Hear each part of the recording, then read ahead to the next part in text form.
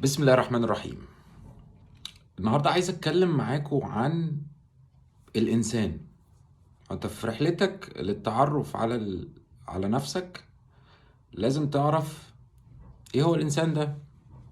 ربنا وصف الانسان باوصاف كتير في القرآن، وهتلاقيها ماشيه معاك يعني ضعيف،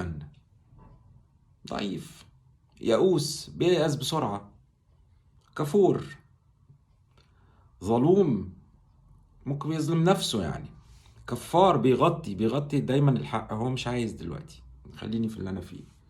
خصيم، لا، بيجادل ويقف ويقول لا انا مش مقتنع. اكثر شيء جدلا الانسان. بس ربنا لما خلق الانسان ده هو قال لك الصفات اللي عندك دي، والصفات دي دايما بتبقى طالعه من التعامل بقى في الحياه.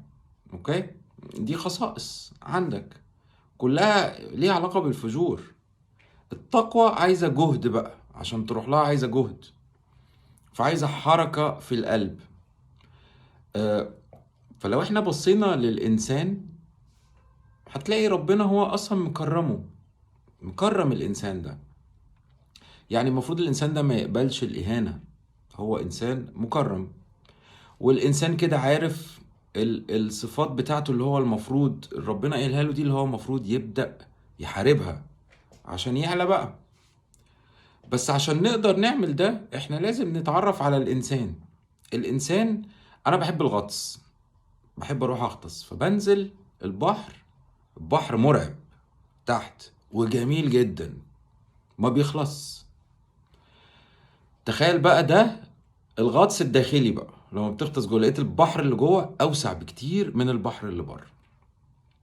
فانا في الفترة الجاية هكلمكم كده على مكونات الانسان عشان نقدر نربي الانسان ده، اللي هو انت المسؤول، انت الانسان، انت المسؤول عن كل الحاجات اللي جوه دي، اللي تغطس وتتفرج عليها دي ان شاء الله.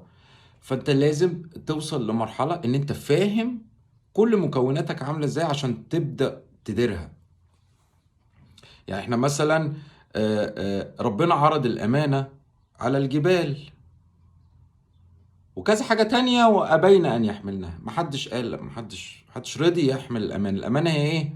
الاختيار. النفس فجورها وتقواها، ده الاختيار، فجور وتقوى.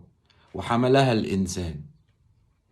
انت دلوقتي بتقول لا انا ما حملتش حاجة، انا ما قلتش حاجة.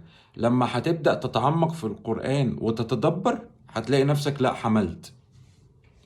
وانت انت مكرم، ده انت هتاخد جايزة عظيمة انت مش متخيلها، بس تدبر القرآن. فهنتعرف في الفيديوز اللي جايه ان شاء الله على مكونات الانسان. ده انترودكشن كده عشان بس ايه نعرف احنا داخلين على ايه، وبعد كده هنبدأ نتكلم على الانسان ومكوناته. هنغطس بقى جوه ونشوف احنا ازاي نقدر ندير الحاجات دي. هنخلع خالص من الدنيا، ملناش دعوه بيها، هنخش جوه. ف... فربنا يكرمنا يا رب ان شاء الله، ويبقى كلام مفيد ليا وليكوا، لان انا بذكر نفسي برضو بالفيديوز دي. واتمنى لكم يوم جميل ان شاء الله.